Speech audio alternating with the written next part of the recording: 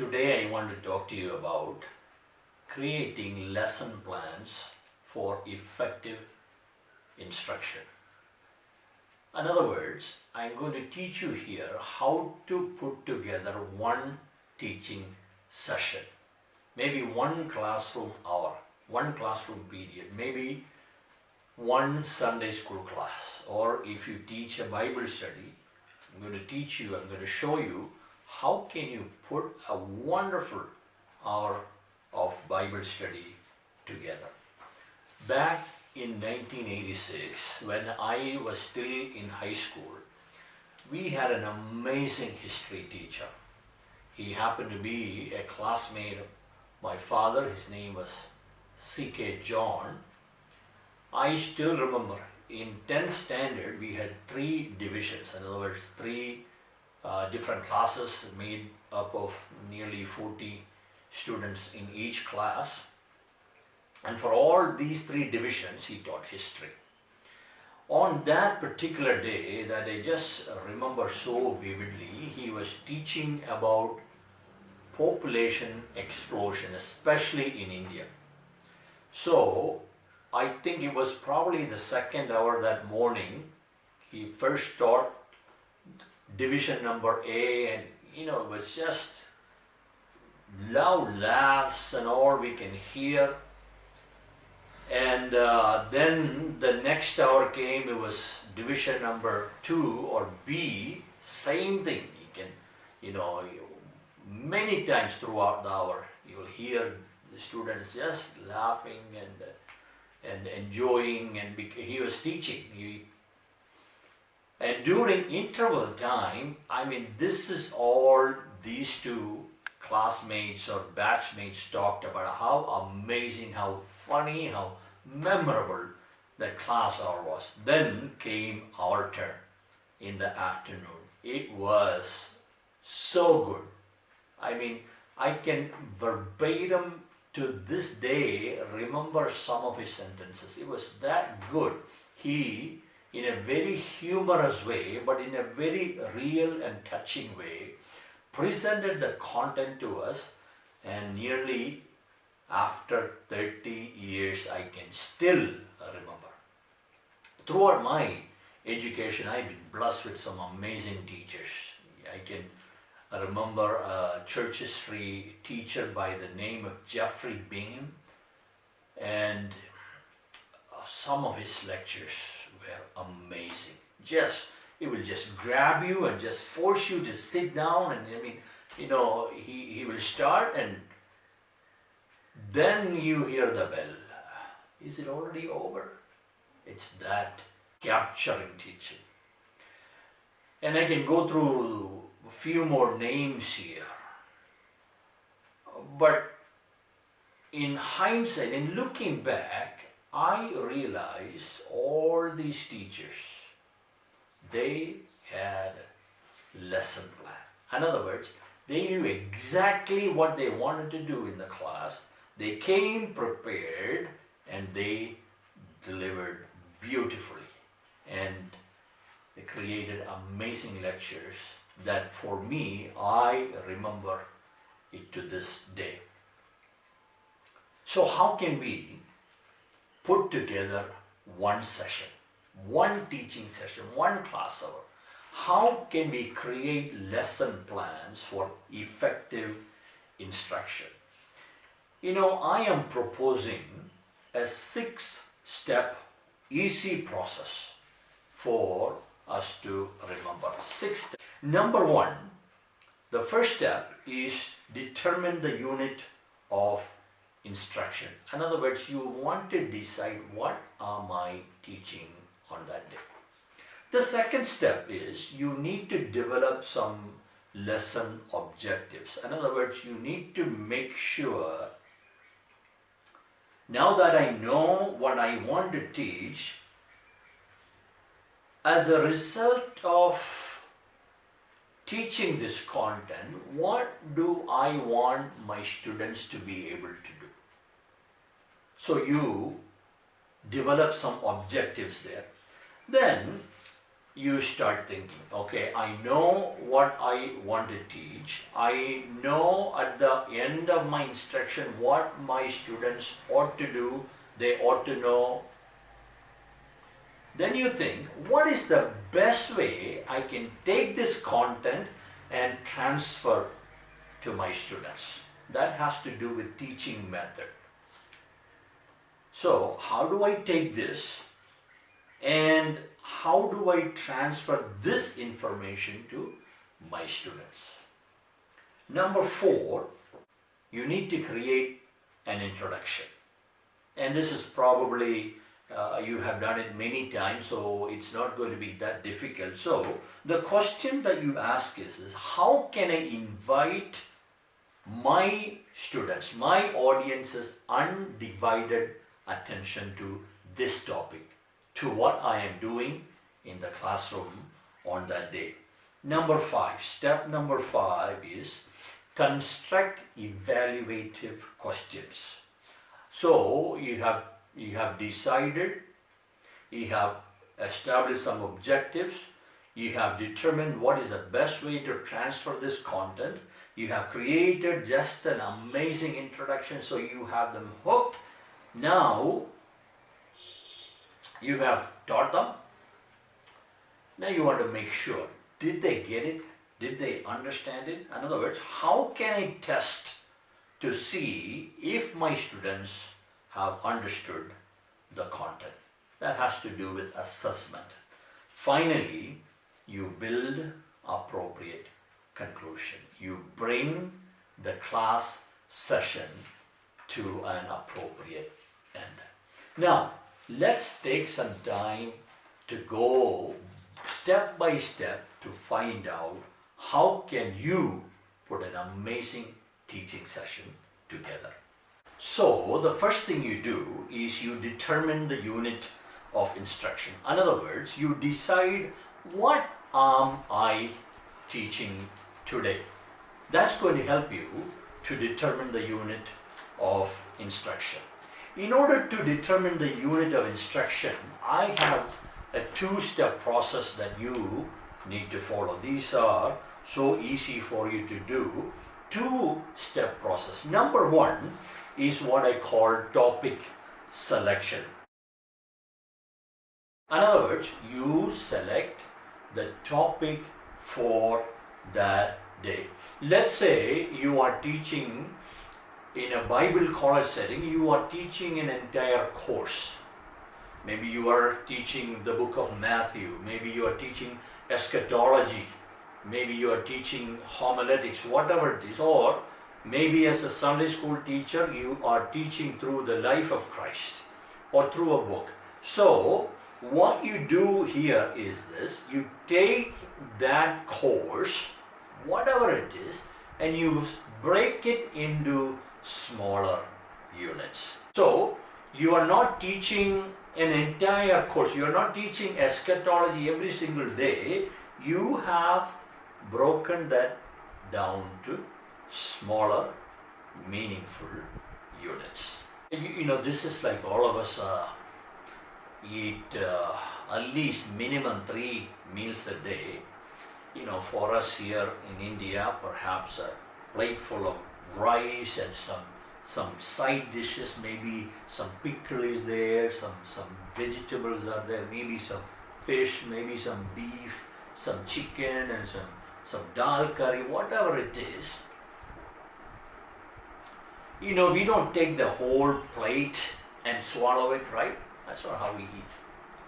What do? We break it into smaller units. We probably take a little bit of this and that and that, and maybe some piece of that beef and maybe some curry, and you mix it together and you make it into a piece, maybe a ball, maybe just a handful.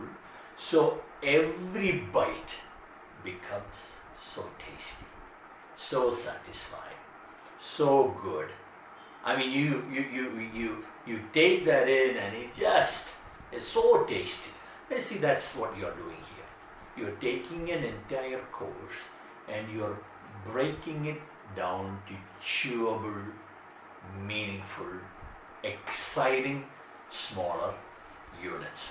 So let's say if you're teaching in a Bible college setting and you're following a semester system, roughly about, let's say, between 42 and 46 classroom hours you have. I mean, and anywhere from 50 to 60 minute class periods. So you take an entire course and basically break it down to what? 42 or 44 single class units. Now, you need to think about, there are going to be some days you may give a quiz, there may be a midterm exam day, maybe there are some practical day, maybe there is a field trip. You need to take all these into consideration, but what do? You divide this topic into themes. So, if someone asks you on a given day, you're not teaching eschatology. What are you teaching today? Eschatology. Tomorrow saying, eschatology. But you can say, well, today I'm talking about the rapture. Today I'm talking about the tribulation. We are talking about the judgments. So, you have divided this course into smaller units.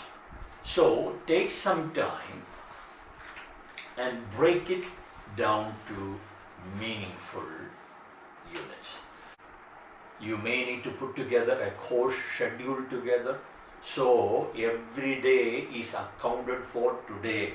So let's say you are teaching 3 times a week. Okay, Monday I'm teaching this, Wednesday I'm teaching this, Friday I am teaching this. So in order to determine the unit of instruction, first thing you do is topic selection. You decide on that given day what you are going to teach your students. There is a second step in order to determine the unit of instruction. I call that content selection and arrangement. Content selection and arrangement. This is what it means. Now that you have decided on a topic or a theme, you decide what content should be included there and how do I arrange it. Very important. And I have 4 steps that will really help you here. 4 steps. Number 1, I call this program of study. Program of study is going to help you to decide on the content. In other words, is this a diploma course or is this a doctor of ministry course? Let's say you are teaching through the Sermon on the Mount. Well, are you teaching that to bunch of 4th standard students or are you taking an adult class? You choose a different set of illustrations and so on and so forth. So, decide on the program of study. In other words, what level are you teaching? Secondly, I call this a competency of the students. How competent are they? One of the things that we face in this country is the ability to use English. Just because they have completed 12th standard doesn't mean that they can use English fluently. So, what are your students able to digest? Can they read well? Can they assess well? Can they understand? Can they do an assignment well? You really, as a good teacher, you need to take this into consideration. Competency of your students. I'm not asking you to water down, bring everything down, so you are hardly doing any teaching. But if you are a good teacher, you need to understand where they stand, what they are able to take in, what they are able to digest, what they are able to understand. There is another one that's going to help you with the content selection. That is course description. This is especially if you're teaching the Bible college level or a college level.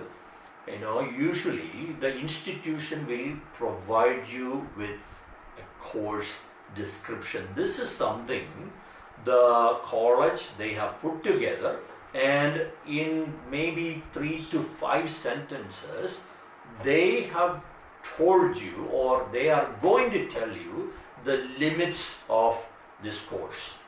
Sometimes it will say word for word exposition, or sometimes it will say advanced. So make sure you follow the course description. That's going to help you to determine the course content. Then there is another C that I want to talk to you about, that I call common practice. What is practice commonly among other institutions? Let's say you are teaching a course at the diploma level. What you might want to do, there may be another college, they are also offering the same degree. So you call and ask them, do you teach this course? What do you include? What are some of the topics or themes that are included in that course? So you are looking around to see what is the common practice. Now lots and lots of information is on the internet. You can search and find out. So what do others do in this situation? So in order to help you to determine the unit of instruction, we have talked to you about a two-step process: topic selection and content selection and management. Now, all these are going to help you to really get a grasp on, really get a hold on what you want to instruct on that day. Let me talk to you about some of the benefits of dividing the course into smaller units. There are some amazing benefits that are there, and you need to know. Number one, it's going to save you time. It's going to save you a lot of time. This is probably going to take a lot of time up front. Let's say you're teaching a course in a Bible college setting. It's probably going to take you some extra time before you begin the course. But during the semester, it's going to save you a lot of time, because you have taken the time ahead of time to divide it into smaller units. Number two, it's going to keep you on track. So on this day, you know exactly what you are going to teach. You have put it down, you have included that in your syllabus. Maybe if you have a Sunday school class, you have announced to them Sunday before, next Sunday when we come together, we are going to talk about this. So you have already made a promise to them. Now you are bound by it. So it's going to keep you on track. Thirdly, it's going to help you to prepare well. You have already selected the topic, so you can focus all your efforts and energy into that topic. You can spend time researching, studying, you can collect materials, because you know exactly what you are going to teach on that day. Another one, it will help you to complete the course within the time. Oh man, this is so important. I have heard about a teacher who was teaching through the book of Romans.